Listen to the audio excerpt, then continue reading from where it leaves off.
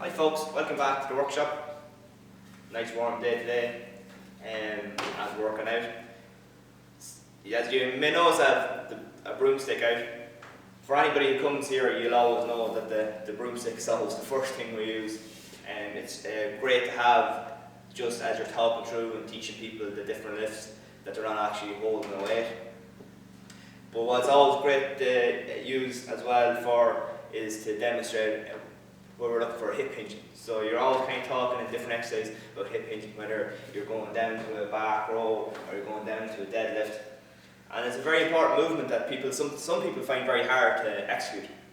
And the reason for it is that over time we've kind of got a little bit lazy, and any way that we can kind of bend down, pick up stuff, it's all lazy, just try and throw yourself down and stuff like that. So people really forget that this is important here, getting that movement there, especially in all the lifts. It's not just about bending your knees and going down, this is about hip hinging.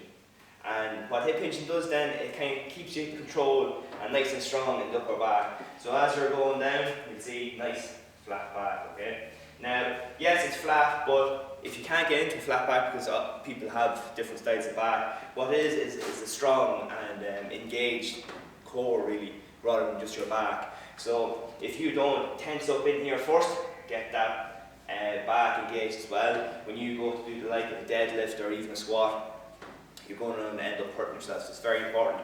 The idea of the stick is just to see where you are with your hip hinging. So as your stick is, you have your points of contact between your shoulder blades, down your lower back here. And the idea is, if you can keep that stick there in contact, that's how you're practicing with your hip hinging. It is a very important movement, and you'll notice if you go to do it, how hard it is actually. And always make sure you keep the shoulders back, even when you're doing a nice back row, nice and steady, shoulders are locked in there. Same with going down to your deadlift, exactly the same. You're always good and strong, because you're always trying to protect the back, because the back does get overused at times, because other muscles get lazy. So it's so important to always have that back nicely engaged, and just to really protect it the whole time. Because you know yourself that when you get the back is weak, or it like say checks out in the middle of an exercise, you will feel it there. So it is important to have that there. And the broomstick, we always teach people on how to do a good hip hinge, is to keep those points of contact. Another good point is, if you get the broomstick just in where your normal hip crease would be, and just see can we get down and actually hold it there. And then you know you're in a nice angle. And you'll see that angle there then back in your deadlift with your shoulder, hip and knee position. And that's what we're looking for. We're always looking for a nice like athletic stance and things like that. That's just where your power comes from and where you're going to be able to lift. As I said, with the broomstick coming in, it's actually a really good tool to have around, and obviously everybody has some kind of broomstick. We use it here mostly in the warm-up, but it's really good to have it on hand just to show people, or just get the idea in their head of that hip hinge and the points of contact down the back. Because we're always looking here kind of for progress, develop, make sure that we learn the exercise correctly, we practice it through, develop it on with the weights and stuff. We never really throw people in the deep end. It's all about the movement first and foremost, the movement. And with that, for some of the compound lifts, well, nearly all of them, you will be looking to engage right around your core area, as they call it, with your lower back, front, sides and everything, because that is what really keeps you upright, keeps everything protected, all nicely packed in, and the hip hinge will be one of the more important ones.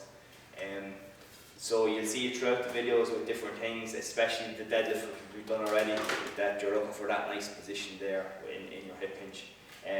As always, we say, learn, practice, develop is how we kind of run things here, and it's so important to learn it right. Never jump in, always be cautious as well of any kind of thing that doesn't feel right. But I think when people learn the correct technique, they do have confidence, practice it, and more confidence comes with it, and then you can start adding on a little bit of weight then as well, and building it up nice and steady. But that hip hinge movement, practice that first, because with any movement you're going to have it for doing any kind of back pull movement, or your deadlift. But it is important to have good control and have a good connection, that you know when you're in a position that you're not like this, nice and round, that you know that you're stacked back, nice and strong. Okay? Once again, thanks for watching.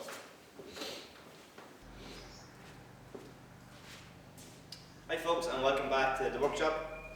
So, oh for fuck's sake, what the hell say so?